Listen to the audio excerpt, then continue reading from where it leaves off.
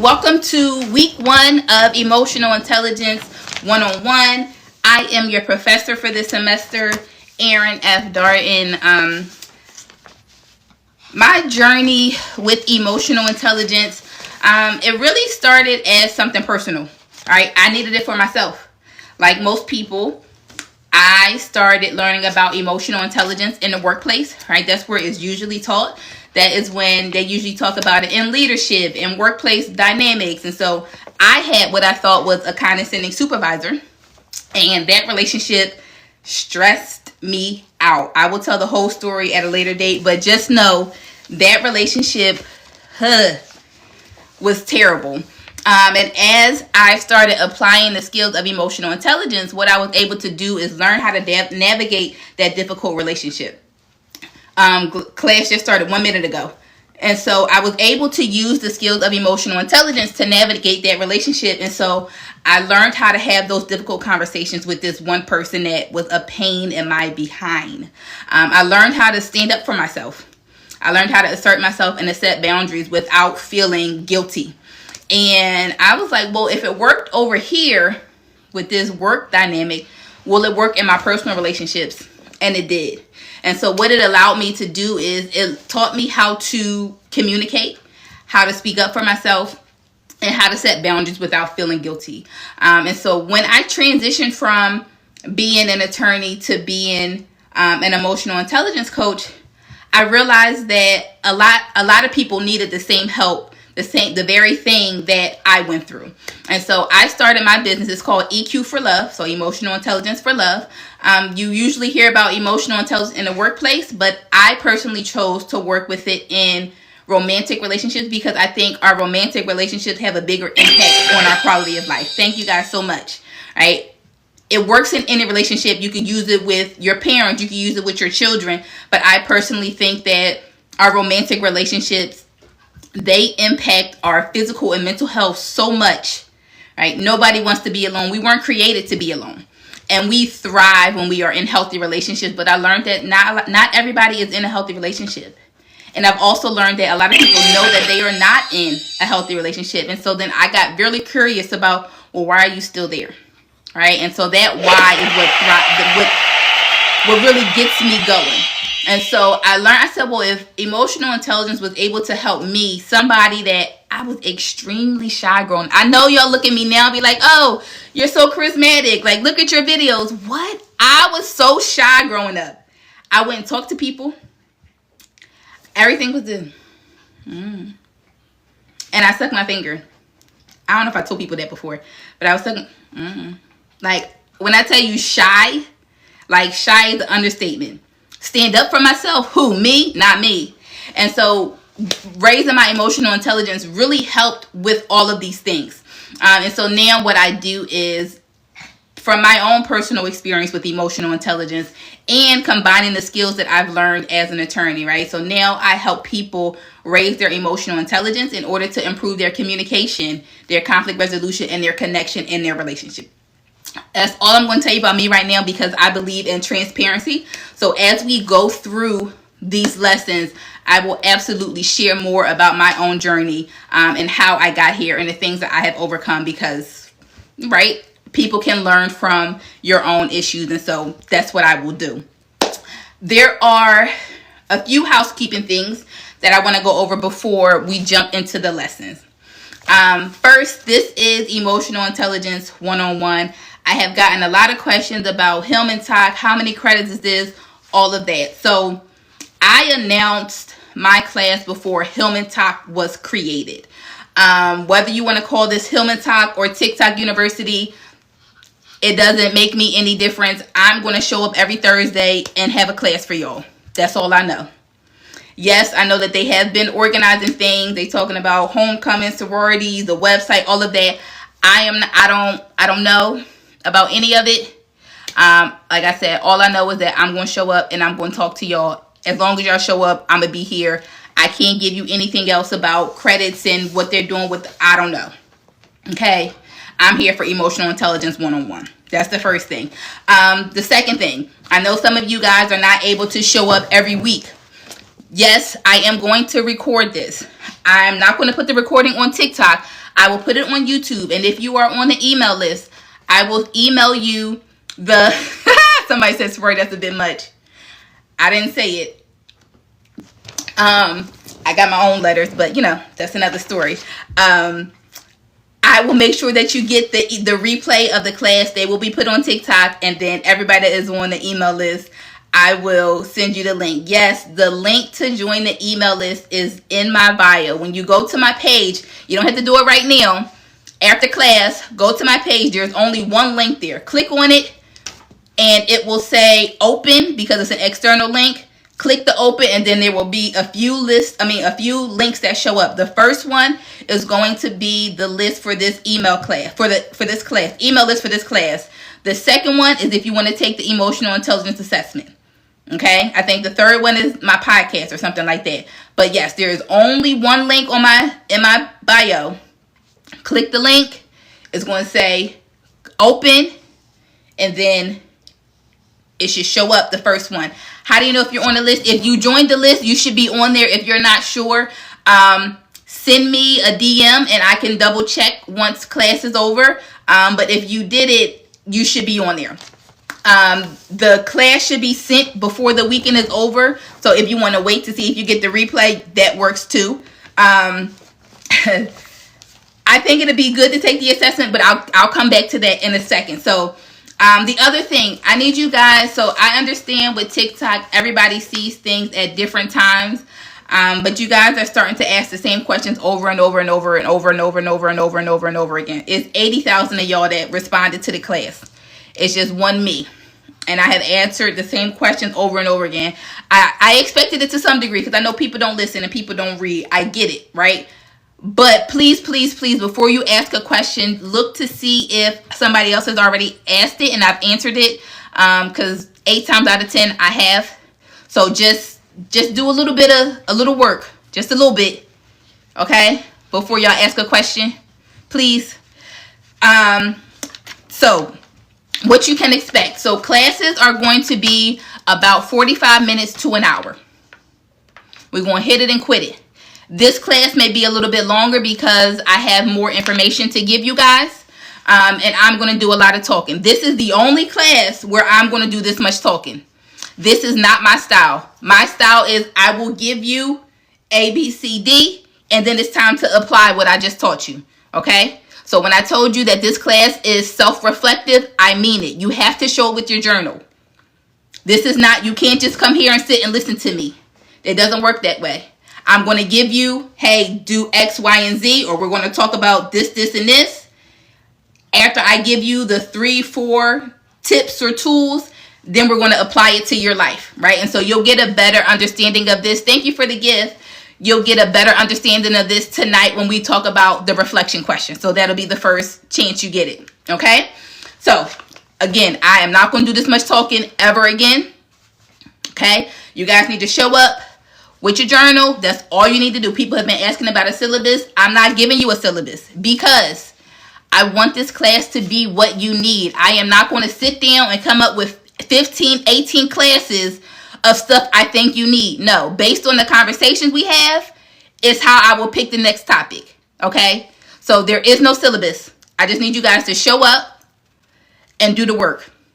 Okay? All you need is your journal.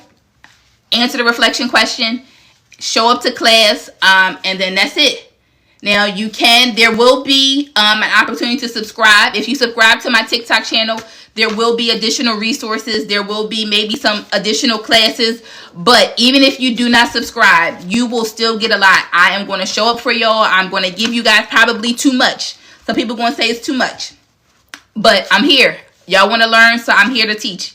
I truly believe that this is my purpose right now, to help people understand the importance of emotional intelligence and building and maintaining healthy relationships. I love to do this. This is my business. This is what I do.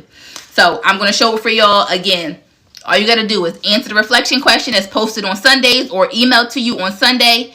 Show up to class on Thursday. If you do subscribe, I would appreciate it because I'm not in the creator fund. So my content doesn't do anything for me.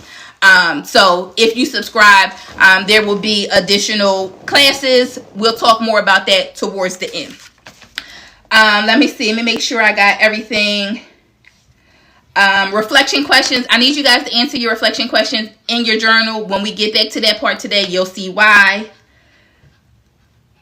Okay, the last thing before we jump in. There are some rules in any and everything that I do. I have some rules.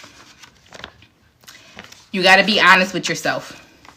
All right, this is why I tell you to write this stuff in your journal, because some of y'all are not going to be honest in public. And I get it, because we are talking about things that are sensitive in nature.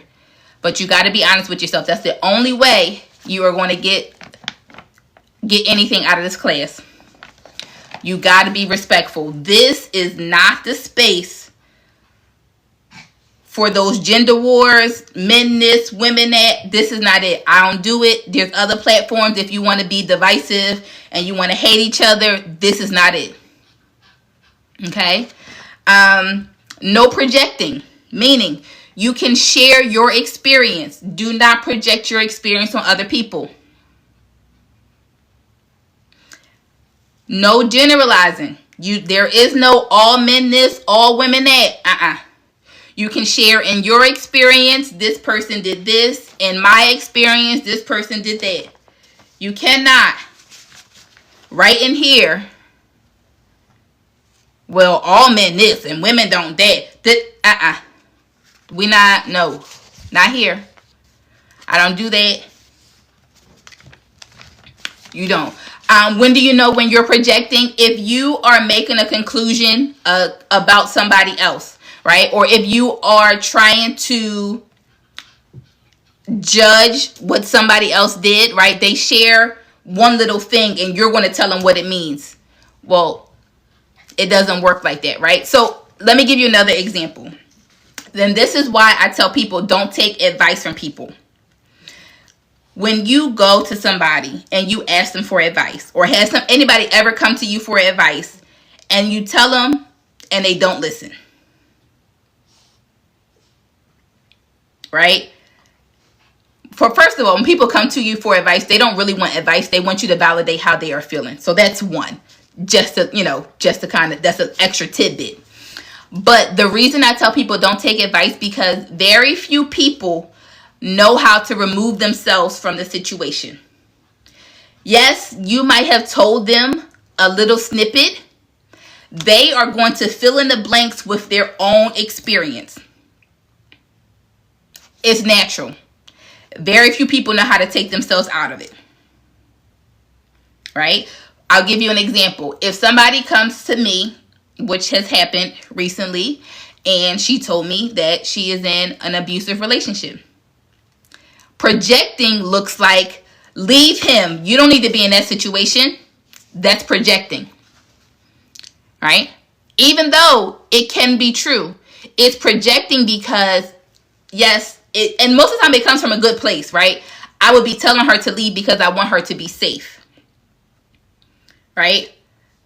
But I'm projecting because I don't want her to be in that situation. So projecting is leave. You don't need to be with him. As opposed to what I said was, are you ready to leave? That's what I asked the person. Because that changes the conversation. And she's not. And so now we need to have a different conversation about, what do you do while you're there? Okay? So no projecting while we are here. You can talk about your own experience. But it's just not helpful. No generalizing, no all men this, all women that. This is not the space for that. Okay? It is very important that this is a safe space. If this not, I will shut this down. If we are not going to be a safe space, right? That is my number one priority, because you cannot be on. We're talking about some very sensitive things here. And it has to be a safe space. So I need y'all to write, I promise, if you promise to make it a safe space. Let me see, I promise. Okay, I promise, all right. Because I will shut it all down if it's not. The last thing, I'm not a therapist. I am a coach. The difference is that a therapist looks backwards, a coach looks forwards. So I am going to help you get from where you are to where you want to be. There are times where I have to tell people like, oh, maybe you need to go see a therapist. Actually, all of my clients right now actually have both. So I'm not a therapist. I can't help you figure out how you got here, but we're going to talk about how do you get from where you are moving forward. Everybody ready? Okay, I like the I promises. So today, what we're going to talk about, we're going to talk about what emotional intelligence is. We're going to go through the different components of emotional intelligence. We're going to talk about why it matters in your romantic relationships or any relationship. We're going to debunk the myth that men are more logical and women are more emotional. And then we're going to talk about the actual purpose of emotions. Okay? So I don't usually do PowerPoints, but I'm going to give y'all a PowerPoint for this part so you don't have to write everything down. I need you to understand that emotional intelligence is what we consider a soft skill, meaning this is not something that you're going to learn overnight. This is something that's going to take time. The good thing is, unlike your IQ, right? Your IQ is your intelligence. You're born with a certain level of IQ. You can't raise your IQ. However, your emotional intelligence, you can.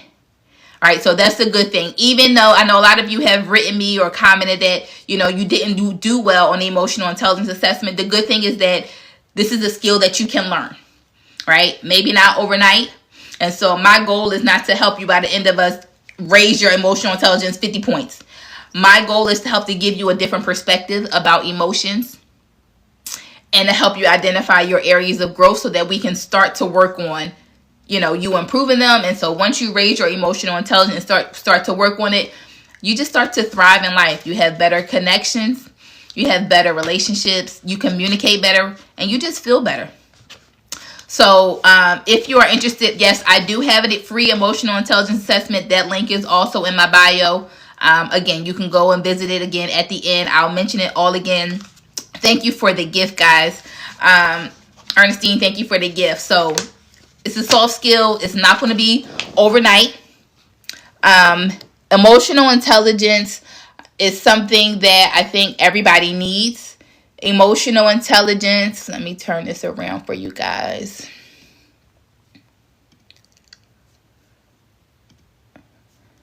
Present.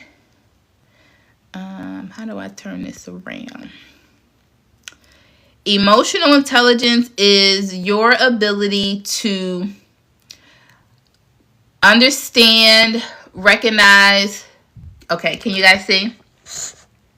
Okay, so emotional intelligence is your ability to understand, manage, and express your emotions, and also understanding your partner's emotions. Okay? So understanding, managing, expressing your emotions, recognizing and understanding your partner's emotions. Okay? And so why it matters, right? Emotional intelligence, communication is the big thing, right? So I asked you guys what your biggest relationship challenges are. I would say the two most popular responses I got was communication. Either you shut down and you explode at one point. You don't know when to bring an issue up. You overthink things. So that was one thing that was a lot.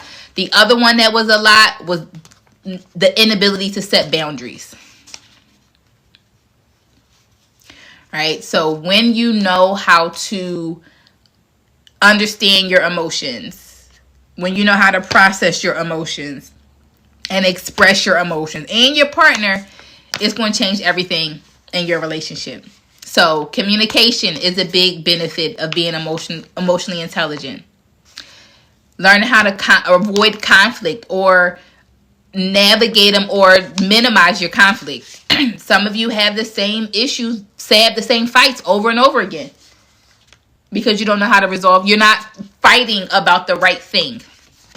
Or you have small issues and they escalate and you're like, I don't even know what we're arguing about anymore. How do we even get here?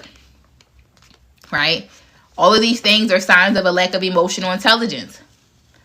Intimacy is a benefit of emotional intelligence. I will say this. There are a lot of people that are turned on outside of the bedroom.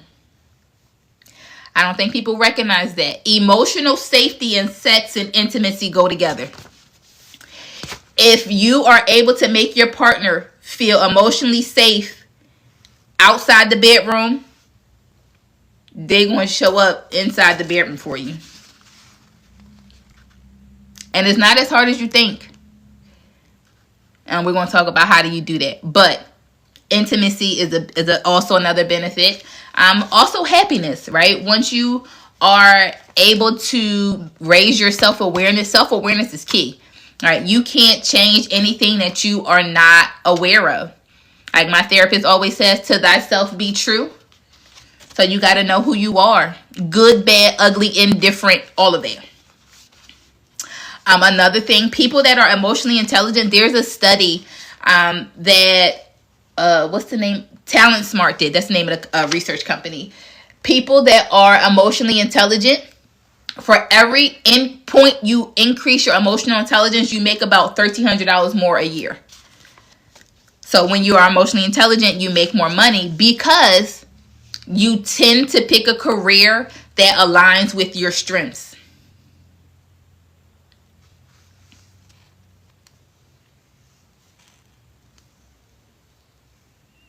Okay, so all like emotional is so important. I mean, and you guys are here, so you clearly understand that it's important. So when it comes to emotional intelligence, there are 4. Some say 5, but we're going to focus on these 4 in this class. 4 different skills. You have self-awareness, self-regulation, empathy, and relationship management. Can you be too self-aware? I don't think that's a thing. The more you know about yourself, the better. I don't think it's possible to be too self-aware. You struggle with self-regulation and relationship management. We're going to talk about all of this. So we're going to go through each of these skills within this class in different ways. How can you tell the difference between someone who is emotionally intelligent and someone who is not? So there are a lot of signs. So some of the signs that you lack or someone lacks emotional intelligence is 1, they jump to conclusion without asking any clarifying questions. I actually wrote a whole list. Hold on, let me grab my book so I can read you my list.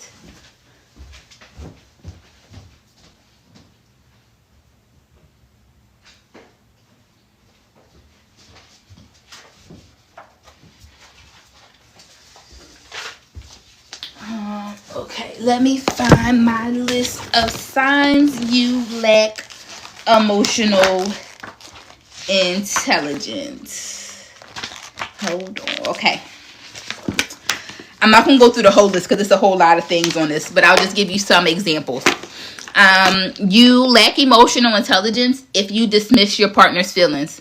So if you say, oh, you're overreacting, you're being dramatic, it's not that serious, take a chill pill, you lack emotional intelligence. If you, let me turn this back around so you guys can see me for a second. All right, so that's the first one. So you dismiss your partner's feelings as them being as overreacting or being dramatic, signs of lack of emotional intelligence. You rarely, if ever, admit when you're wrong. You avoid conflict at all costs, even if you know it's a conversation you need to have, but you're too afraid to bring it up. You shut down emotionally when things get intense. You invalidate your partner's emotions by calling them too sensitive. You struggle to express your own feelings in a healthy way. You frequently interrupt your partner when they're speaking. You tend to bring up past mistakes in the middle of an argument. You hold grudges and bring them up later. You avoid talking about your feelings until they boil over and you explode. You have difficulty empathizing with your partner and seeing things from their point of view. Let me see. What else? I have a long list here, as you can see. You feel like apologizing makes you weak.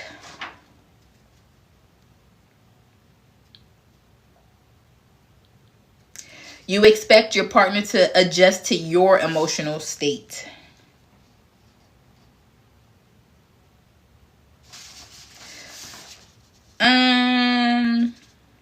You don't make an effort to grow. So it's a this is just the way I am type of thing.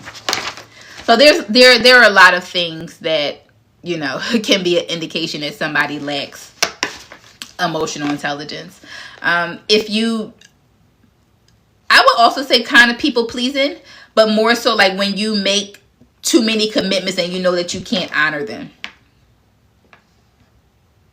Okay. So at some point, a lot of us lack emotional intelligence. Right? But the good thing is we are here to work on it. Okay? Can I repeat the list for the note takers? I don't even mention, it's a long list. I don't know which ones I said. You dismiss your partner's feelings as overreacting, or you tell them that they're too sensitive. You rarely, if ever, admit when you're wrong. You avoid conflict at all costs, even when you know it's necessary. You shut down emotionally when things get tense. You frequently interrupt your partner when they're speaking. You tend to bring up past mistakes during an argument.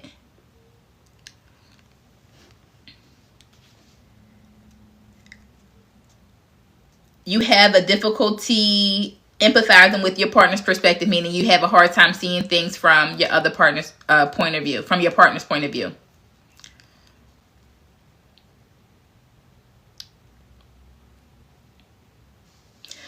You think apologizing makes you weak.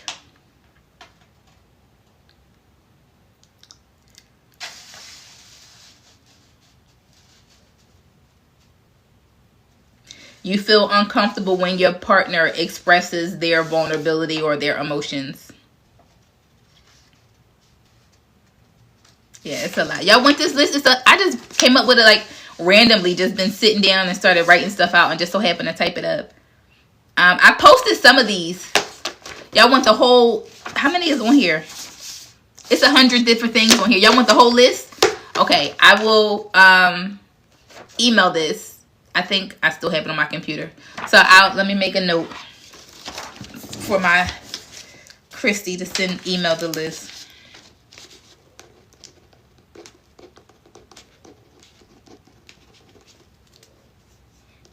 Okay. I wrote a note so that she can do that. So yeah, there are, you know, and I don't want you to think like, oh, dag, I'm an effed up person. A lot of people, I think there is I'm in the process of moving, so a lot of my books are packed up.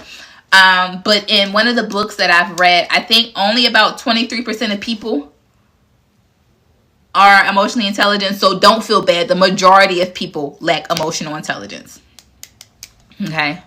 So don't, beat yourself up about it.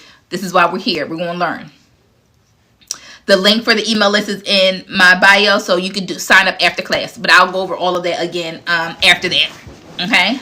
So let's go back to, can I recommend a good book? Yes. So if you want to know the basics, the book I recommend, the first book is Emotional Intelligence 2.0.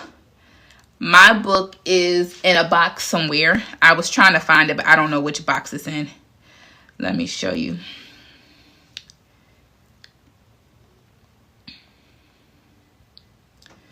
So this book is not necessarily entertaining, but it gives you like the foundation and the basics of emotional intelligence. Can you guys see?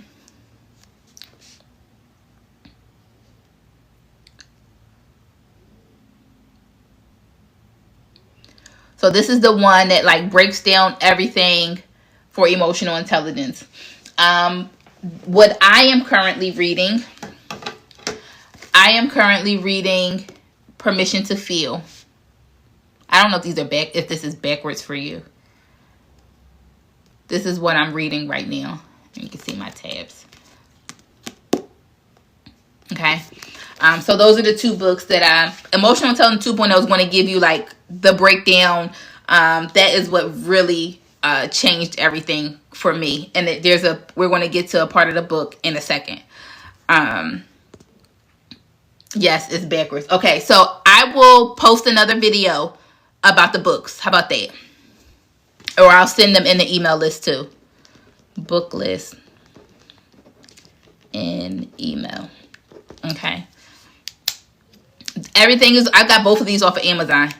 This one I actually have both. So I had this thing where I like books because I like to highlight and stickies and all of that. But then I also buy the audio book. So I actually have both the audio, the Audible and the hard book. I listen to the Audible and then I come back and highlight in the book. Yeah, it's crazy. But yeah, so those are the two books for right now that I recommend. So let's get back to the PowerPoint. Let's go back to the 4 components of emotional intelligence. So, self-awareness. This is recognizing your emotions and their impact, not only on you, but those around you.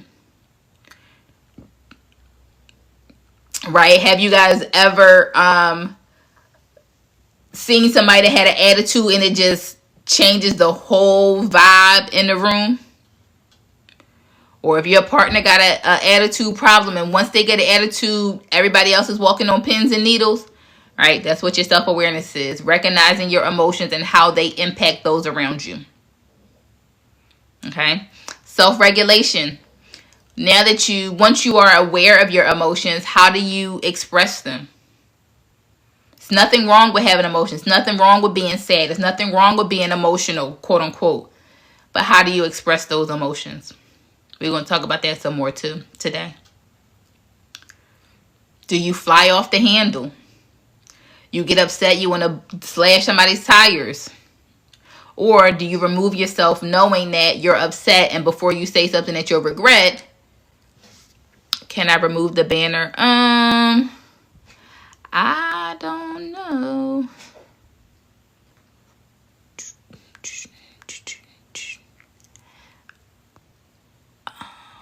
I don't know if I could take that off now that it's up there, but there, is that better so you can screenshot it?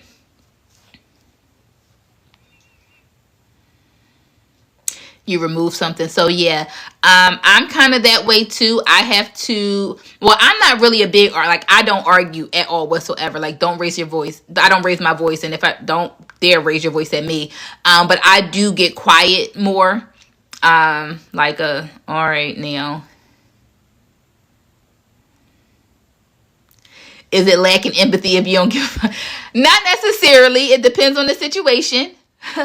So, and here's the thing, right? Emotional intelligence doesn't mean that you have to care. It's just that you have to think before you act. So I'm not saying that you're not still going to cuss somebody out. It's just that you think before you cuss them out. That makes sense? Right? So the lack of emotional intelligence, you ever hear somebody say, oh, I just blacked out and I don't remember what I did. Right? That's a lack of emotional intelligence. If you ever feel like you were in an argument and once you calm down, you say, well, dag, I shouldn't have said that. That's a lack of emotional intelligence. Right? So emotional intelligence is really thinking and choosing how to respond. Right? You're not reacting out of emotion. You are choosing how to respond. Right? Responding versus reacting.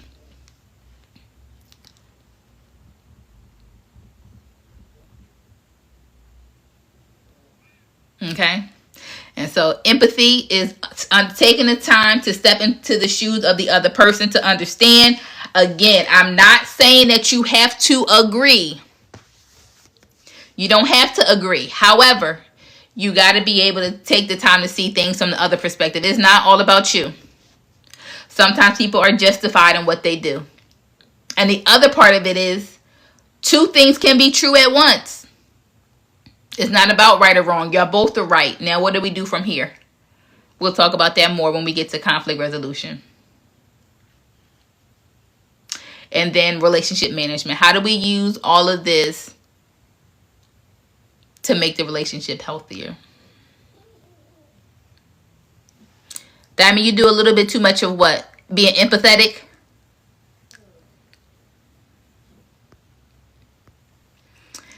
You and your boyfriend are mad at each other and being dry. How can you approach him? First, I think you have to process your own emotions. Figure out what it is that you're upset about, what made you upset, and then go and talk to him.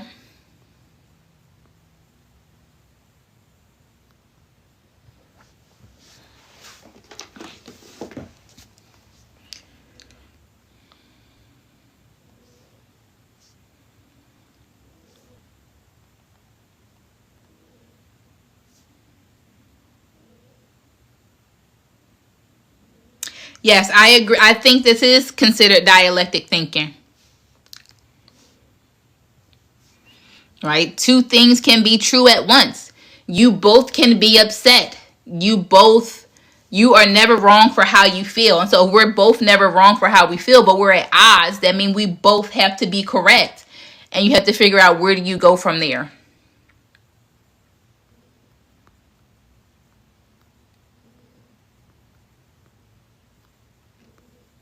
You guys understanding so far?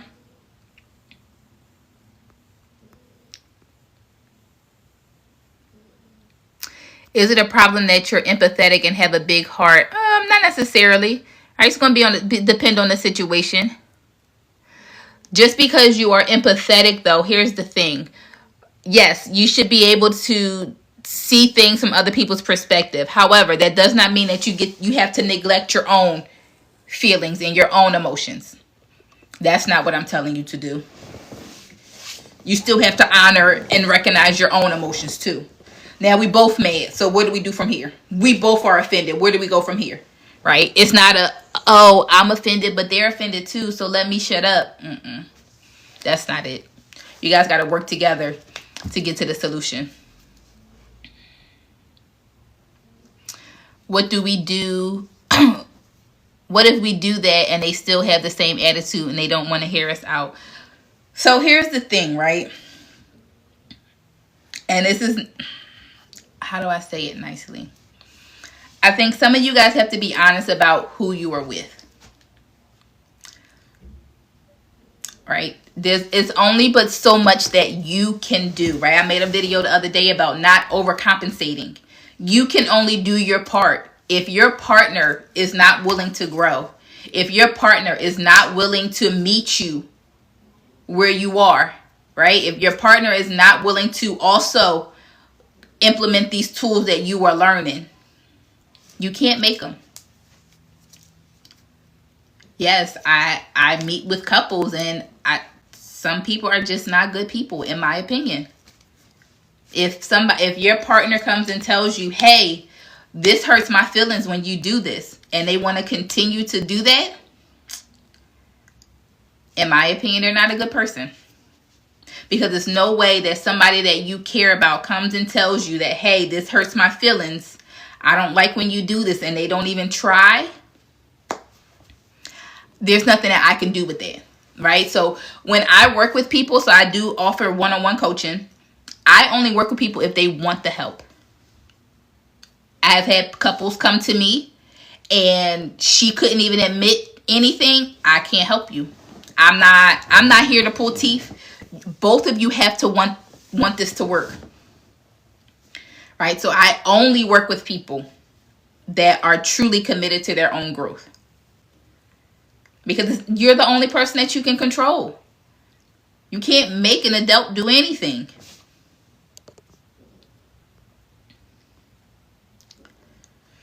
How does people pleasing fall into it? So I think people pleasing is you're not honoring how you feel. You're so concerned about other people that you're not honest about what it is that you do or you do not want to do.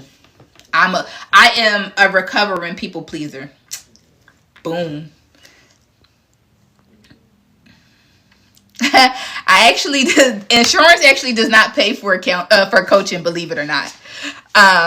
So we talked about what emotional intelligence is. I gave you guys signs that you might lack emotional intelligence.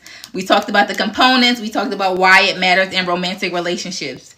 Do you have questions before we move on to, actually hold your questions to the end, because I don't want to keep people here too long and we still have 2 more things to go through.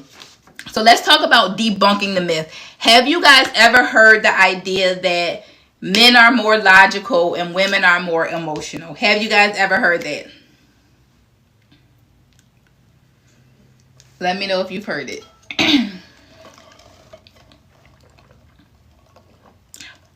Yes. So me too. And I used to believe it until I read Emotional Intelligence 2.0. And so for those of you who have not read it, or if you want to get it, allow me to spoil a little bit of it. So I absolutely have heard that before. And let me tell you that it is not true. It is not true that men are naturally more logical and women are naturally more emotional. Absolutely not true. And so let me tell you why. And this is like my favorite part of all of this. So can you guys see? Is this still, I wonder if I turn it the other way, if it'll still be backwards. If it's this way, okay, you guys can see it. Okay. Boom. Hold on, let me. Okay, can you guys see my brain picture?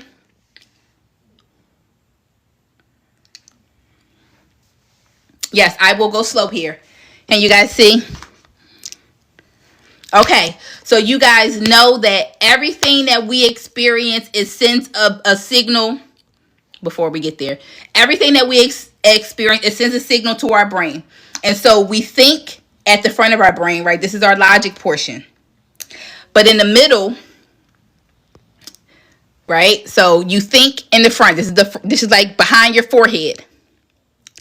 You feel, this is your limbic system. It's responsible for your feelings in the middle of your brain. So the way that all of the signals get to your brain is through the spinal cord.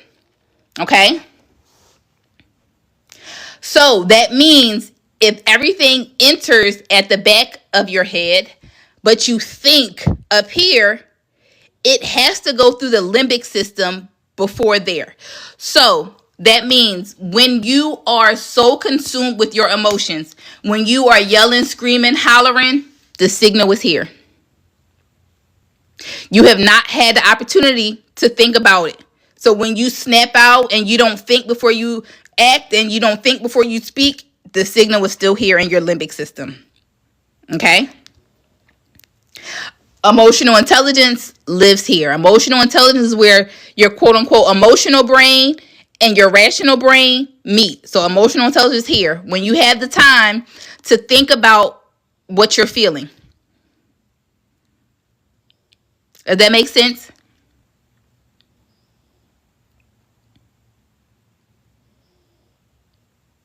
So everything that you experience, everything that you touch. So when you touch something that's hot, it goes here. Ouch, that's hot. Your brain tells you don't touch that. Every single thing that we do, even everything that you experience, you have an emotional reaction. Some are just bigger than others. But everything. Not your limbic system said, girl, I'm out at 9. Right? And so it is, you feel and then you can think about it. Right? So this is the goal, is to get it here and not stop in this middle part.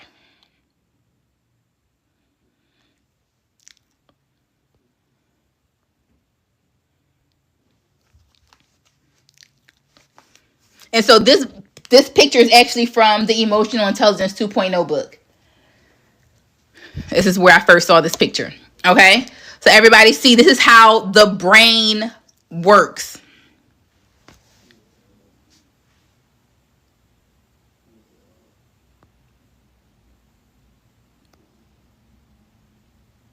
Why is it? Wait a second.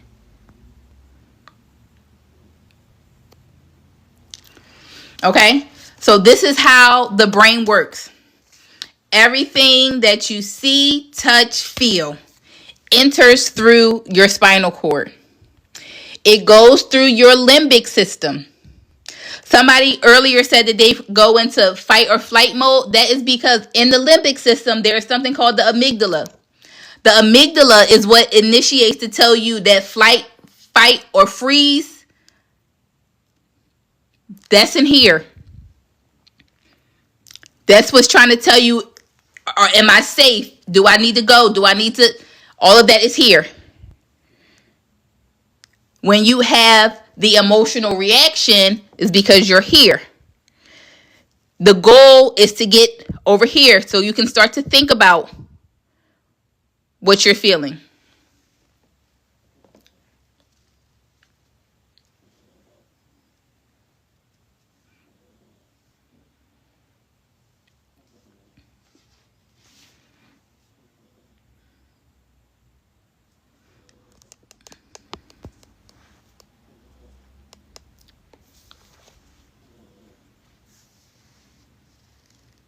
Okay, thank you guys for the gifts.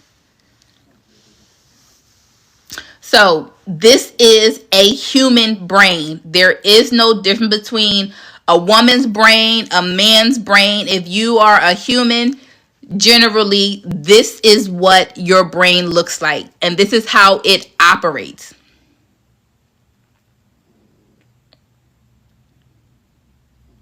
And so this is why it is not true that men are naturally more logical and women are naturally more emotional. The brain is wired to give emotions the upper hand regardless of who you are. Okay? So, if naturally one gender is not more logical and one is not more emotional, what does it come down to, right? Now it comes down to the argument about nature versus nurture. So we know naturally it's not, so it has to be a nurture thing, right? And so I agree that sometimes we are nurtured differently, right? This is kind of when you hear the big boys don't cry. Girls, more so than boys, grow up playing house. They grow up playing with doll babies. They have to pay attention to what the dolls need. The doll is crying or a kid is crying. What's wrong with the kid? They are learning how to identify emotions. Right? But even with this, so I was having this conversation with one of my guy friends, and he was like, well, same thing that I just said. Women are nurtured more to be, more emotional. And I said sometimes because I don't think, he was saying like, well, because men aren't nurtured that way, they're more logical. And I said, I don't think just because you take away their emotional vocabulary, that makes them less emotional. Right? I have quite a few of my clients are attorneys. We are obviously very logical people. Me, I didn't think I had emotions until I had no choice but to face them. I'm a logical person. I'm an attorney. I can always think rational. I want to think this through until the day it didn't work for me. And I had an emotional reaction that was so great, I had to pay attention to my emotions. But before then, I didn't have no emotions. I'm not emotional. I'm not an emotional woman. I could think about it. I could be logical. I could rational it. So it's not a natural thing. It's not a gender thing. It is based on how you are raised, period. Quite a few of you inboxed me and responded to the reflection question that I've always been taught that my feelings don't matter.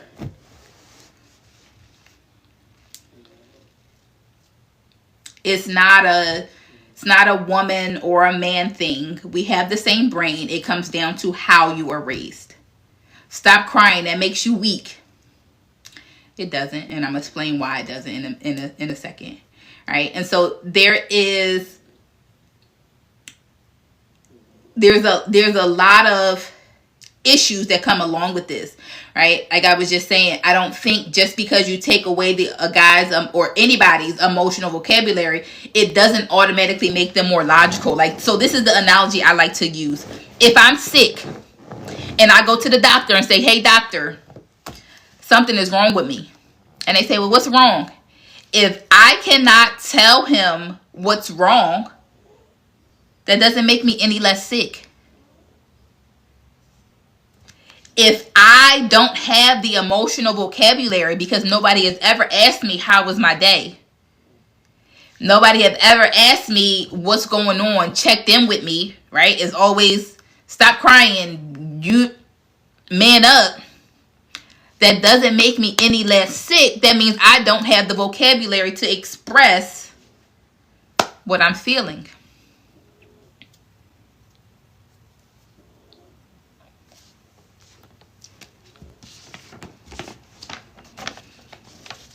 Especially growing up. Girls are allowed to be sad over a heartbreak. Boys, you better not cry over her. Go get somebody else.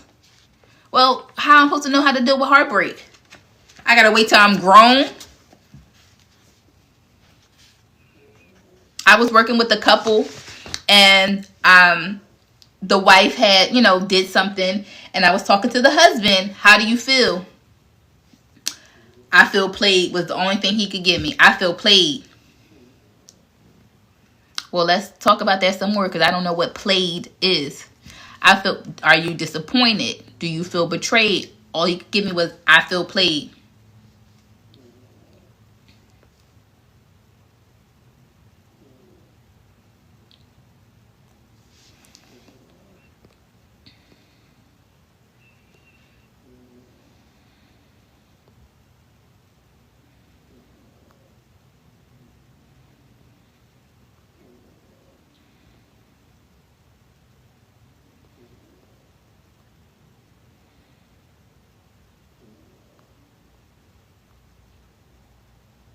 Exact. I was told to man up, and I'm a female. Exact. This is why it's not a gender thing. It really comes down to how you are raised, right? And there's a lot of issue with this dichotomy that people try to push, right? Because I've heard, oh, I'm a woman, I'm supposed to be emotional. This is just the way I am. So what it does is, in some instances, it encourages poor behavior.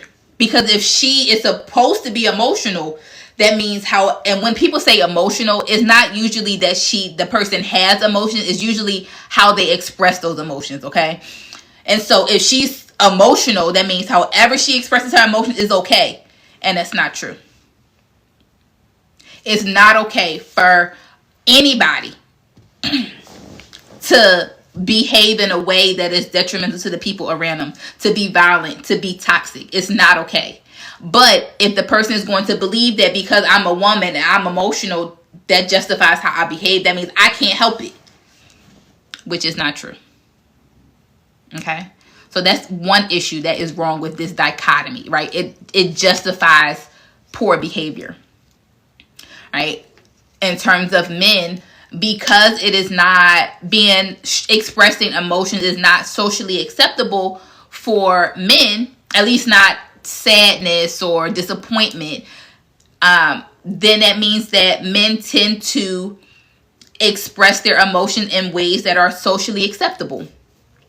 Anger, violence, right? Kevin Gates posted a video, talked about this in one of his interviews, that when he went to jail, he had to realize that he thought he was tough and he was being violent. He had to realize those aren't the only emotions that he's allowed to experience, right? And we see it, unfortunately, like more than we should. A guy gets jealous and he goes and kills the woman because he's so sad. He doesn't know what to do with his emotions, but he expresses them in ways that are more socially acceptable for a man to behave.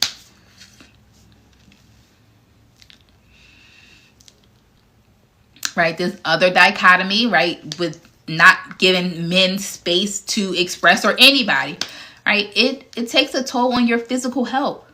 There are studies that show the toll that your emotions can take on you physically if you do not know how to manage them, or you don't have a safe space to explore your emotions. All right, and this idea that men are not supposed to express emotion is going to be detrimental to any relationship, because if he is not able to express his emotions, there's no way that he can acknowledge yours. Right? And this goes both ways. An emotionally safe space is important for both people. Right? And I say this all the time, and people argue me down. Men and women need the same thing in relationships. It looks different, but it's not because it's a man or woman. It looks different for each person.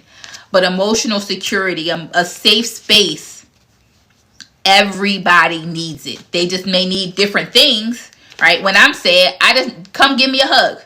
Come hold me. Where somebody else might need you to talk them off the ledge. Repeat that, please. I don't know which part I said. Can you give me the first part of it? Right, like you have to create an emotionally safe space. And that means that when you are creating an emotionally safe space, you cannot use anything your partner says against them. Y'all talked about like intimacy. So intimacy is not sex. Those are two different things. And so intimacy comes from the emotional safe space. Being able to tell somebody your deepest fears. Being vulnerable and knowing that they are not going to use it against you. And like, how do you create that space? My favorite thing, ask them. Now it's going to require a level of self-awareness for them. But ask them, what do you need from me? Right? Even if it's not a romantic relationship, even with friendships, right? When my friends call, so like we've all kind of been working and growing together. You got a second? First I ask if they got space. Can I talk? You got the capacity right now. And they will ask, or I will ask, before you start, what do you need from me right now? Are you just venting? Do you need a sounding board? Like me, can I ask questions and give you, feedback? Am I just here to listen? You need a hug from me? Like, you got to tell me what you need. Because a lot of times people will come upset and maybe they're just trying to vent. But when you start saying, oh, well, don't do this, now they feel dismissed. Right? So you got to know what the person needs.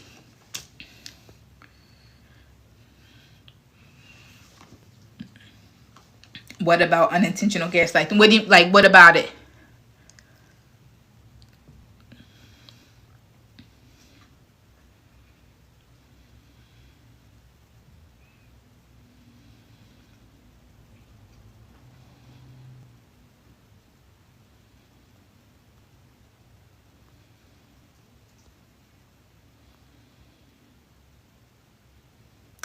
Does a lack of EQ lead to addiction? I'm not sure about that. I guess it would depend on the person.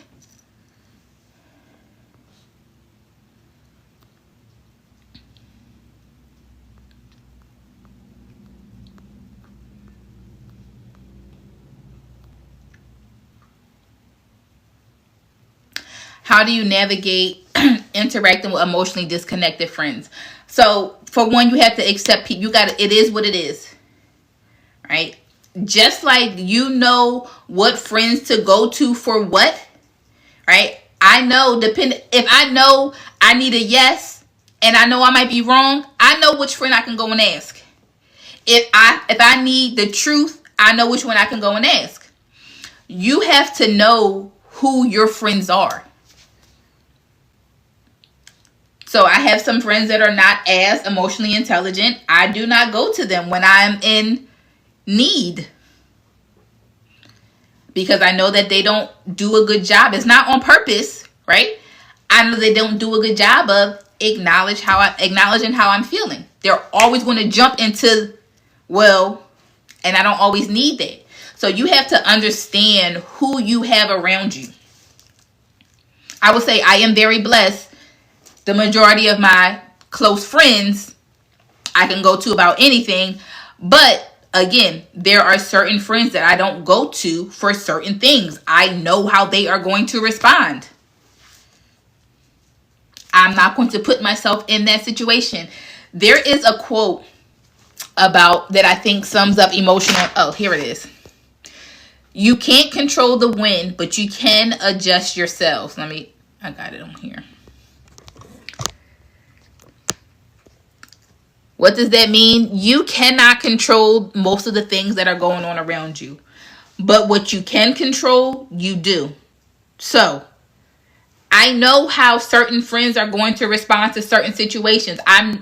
And I can't control that. I cannot control how they are going to respond. But I can control if I even go to them. I can adjust myself. I'm not going over there. I'm going to the friend over here that I know may be a safer space for me.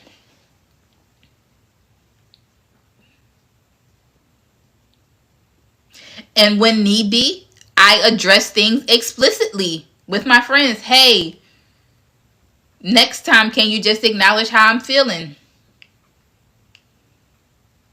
Hey, that, I don't appreciate that. I don't like that because I felt dismissed. Next time, can you just listen? Or I'll tell you when I need your feedback. You need to learn you need to start thinking before you speak. I've had to have that conversation with a friend. And when that person still doesn't do it, again, I don't engage with them on that level.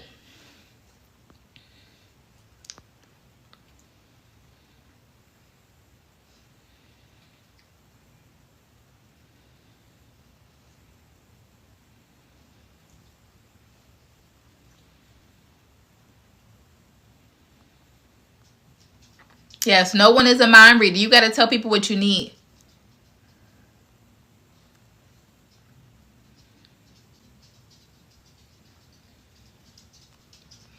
How do you get rid of, hold on.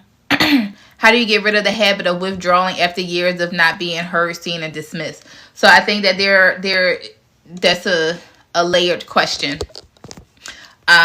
So one, I would explicitly tell the person, hey, I feel dismissed.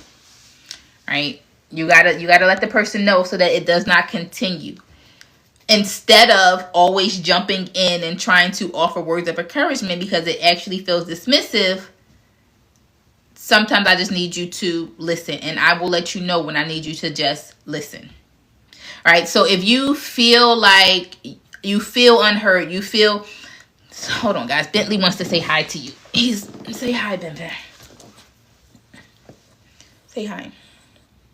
His name's Bentley. So if it's been a situation where your person, you don't feel seen, you don't feel heard, I think you have to do the work first to understand what would make you feel heard, what would make you feel seen. And you got to have that conversation. Okay. Let me go on to the last part because it's 9:00 and I don't want to keep people too long. And then I can stick around and answer more questions. But let me get to the last part. So we've talked about a lot. It's only one more part. Let's talk about the actual purpose of emotions. So we've already explained that it's not a gender thing. It really comes down to how you are raised. So let's talk about the purpose of emotions now. Emotions is something that we have been taught that we should ignore or that we should suppress. When they don't feel good, we don't want to acknowledge them. People don't care about your feelings. Like, these are the things that we have been taught. However, emotions are messengers. Emotions are information. Your emotions are there to tell you something. If you are sad or if you are grieving, you are missing somebody. If you are disappointed or you are angry, a boundary might have been crossed. If you're anxious, you are worried about something that's coming up. Your emotions are there to tell you something. Hey, I don't like something that is going on.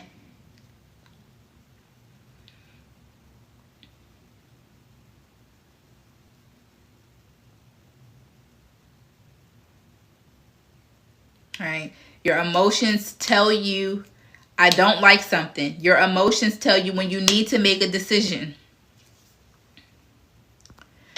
Your emotions tell you when you need to do something or you need to stop. Emotions tell you when your needs are not being met. Your emotions are there to tell you something.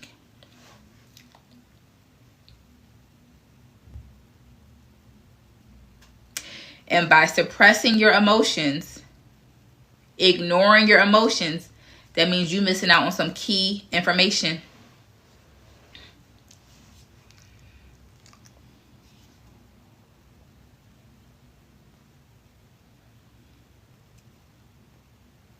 It means you're missing out.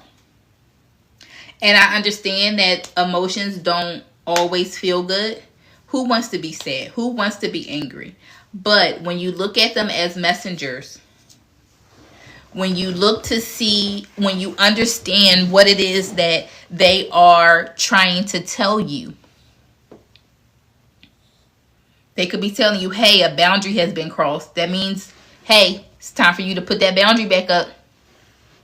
Your needs are not being met. Hey, I need to have a conversation with my partner.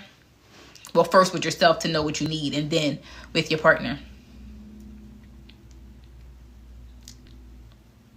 But they are there to tell you something. They're like your GPS.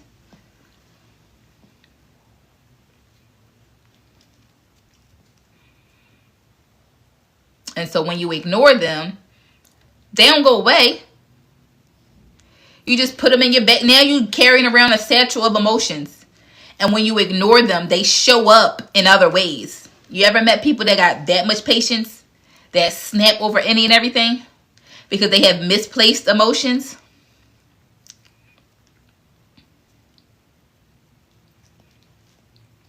I saw a post on social media that said the pain will leave once you learn your lesson.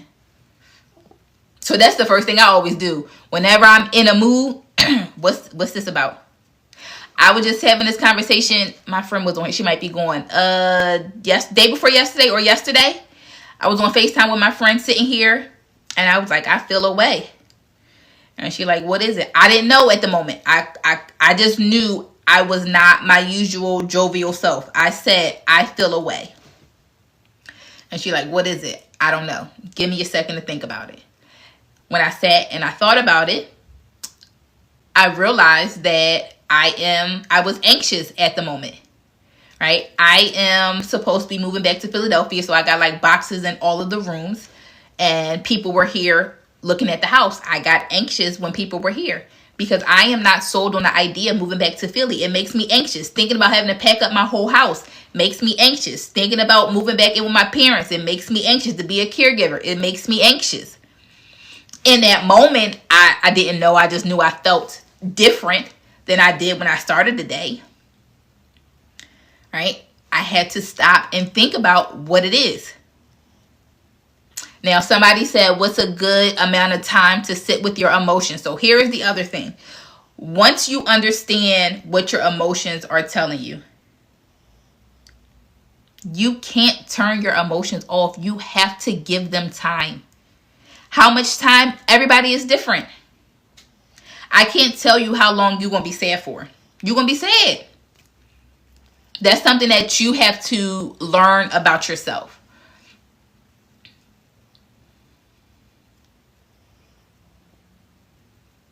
Right? Your emotions are going to take, they have to run. It's like a fever. It has to run its course. Right? Now, that doesn't mean that you have to express the anger to you can still be upset or disagree and still operate how you do. Your feelings can still be hurt. That doesn't mean you have to hold a grudge. I need time. That's why you also cannot dictate somebody else's emotion or their reaction to you. Because you can't turn, it's not a light switch. You can't turn it off. All right. So you have to learn what they're trying to tell you. And then after that, you just have to give them time. Somebody emailed me that, they just broke up with their girlfriend and they don't know what to do. Be sad. And I don't mean to laugh, right? But be sad. It's nothing else that you cannot turn it off. It takes time. Learn from the relationship. Learn what you can do better next time. After that, you got to give it time.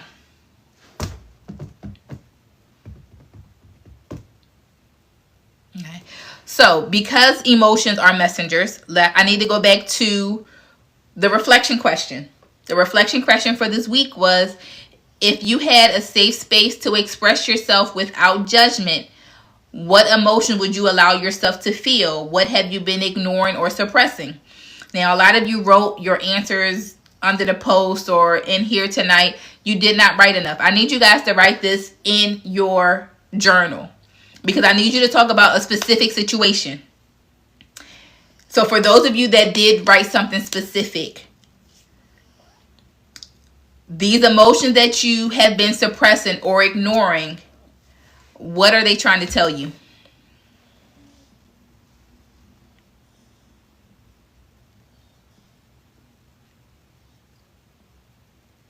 Right? What is it that they're trying to tell you? Because a lot of you that shared with me, y'all brought up stuff from childhood. So that means it's been around for a long time. And I think maybe it's time to start understanding what it is that these emotions are trying to tell you.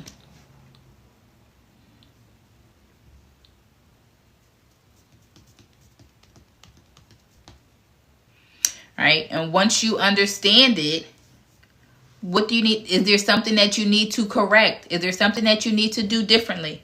I'm moving too much. Bentley done got down, y'all. I guess I was moving too much. He left me. All right. So go back if you didn't come up with a specific example of what you have been suppressing or ignoring.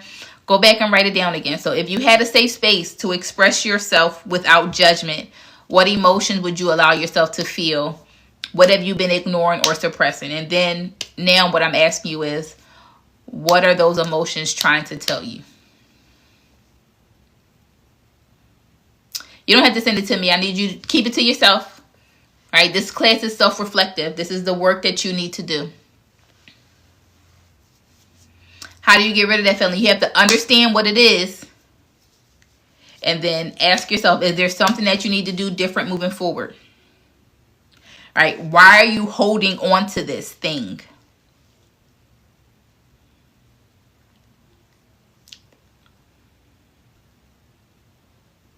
And so here's the other thing, right? A lot of you mentioned, so there is emotions that you guys have been ignoring and suppressing, but then a lot of you also have emotions about not having a space to share these emotions. And this is what I need to explain to you. Yes, that is a thing. Not having a safe space, not having a person to feel like you can talk to, that is a thing. However, what's most important is that you acknowledge your emotions yourself. Because when you acknowledge how you are feeling, when you understand how you are feeling, when you know how to validate your own emotions, you don't need somebody else. Because when you don't know how to do those things, that is when you put yourself in a space to be manipulated. That is when you put yourself in the space for somebody to dismiss how you are feeling. That is when you allow somebody to talk you out of how you are feeling. That is how your emotions get ignored. When you do not know how to stand up for yourself, for your own emotions, you have to be your first safe space. You don't need anybody else to validate how you are feeling. Social media really drives me, especially Facebook. Because I'm in obviously relationship Facebook groups. Whenever somebody writes these long paragraphs saying that they need advice, I already told you, when people come to you for advice, they don't really want advice. They want you to validate how they are feeling. You are putting yourself in danger, especially if you come to social media asking strangers to validate what you're feeling. That's when people start projecting. Oh, well, no, this and this and this and that. What? I hate it. I've been dating this guy for 4 months and he did X, Y, and Z. Am I wrong for feeling this way? Ask him. How you asking us? We don't know him. You want us to project. You putting yourself in a bad situation. You got to know how you feel and why. Because when you understand how you are feeling, why you are feeling this way, when you need to go and talk to your partner, I feel this way because you did this on this date. Moving forward, can you do this instead? I felt dismissed when I came to talk to you about this situation at work and you took my coworker's side. Next time, can you just listen to what I'm saying? As opposed to, well, I think I felt, I don't know. What do you think? Am I wrong for feeling like this? You're never wrong. You are never wrong for how you feel. Now, you might be wrong for how you express it, but you're never wrong for how you feel. Your emotional reaction is based on, one, genetically how, your limbic system. It's also based on your past experiences. Like, do you have a similar experience that give you a same feeling? But you're never wrong for how you feel. Ever, ever, ever.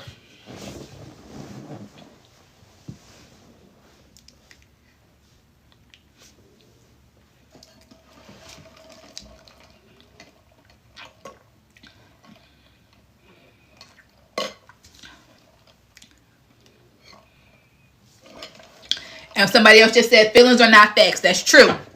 So, even though you're not wrong, but you got to ask, is this a feeling or is this a fact? It's okay to have these feelings. What are your feelings trying to tell you? Do you feel unsafe? Do you feel betrayed? But don't go making up stuff. That's jumping to conclusions without anything to support it. That's something different now. Yes, this is where the logic and empathy come in. I'll give you an example. Let's say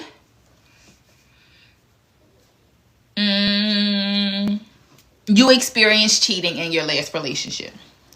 And when your last partner did not answer, it was because they were cheating. Okay? Let's say one specific instance, your partner was supposed to come in, pick you up from work. They were late because you found out later that they were cheating. Okay? Boom. You in a new relationship. Your partner is coming to pick you up from work and they are late. Based on your past experiences, you may feel disappointed because they're late. You are going to, based on your past experiences, assume that they are cheating, right? You're going to be anxious. That's a good one. You feel anxious. Now, to be empathetic is to figure out why they are late first. Maybe it's traffic. Maybe they got into a car accident. Maybe they're in the hospital. Before you dumb fingers get to going. You always late. What the F are you? Nah. You got to ask questions to understand first.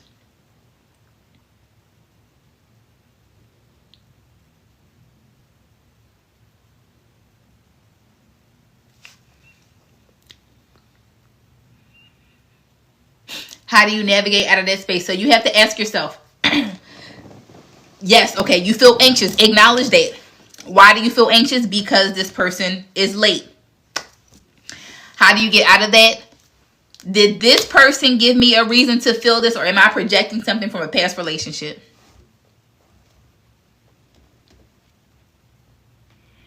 Did this person give me a reason to believe that just because they're late, they're cheating, or am I projecting that from a previous experience?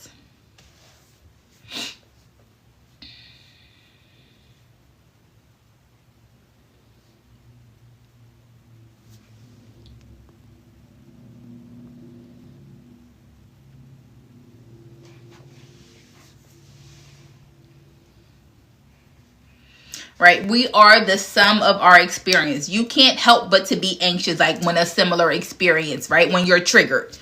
It makes sense. You're human. However, it's what do you do next about it? Okay.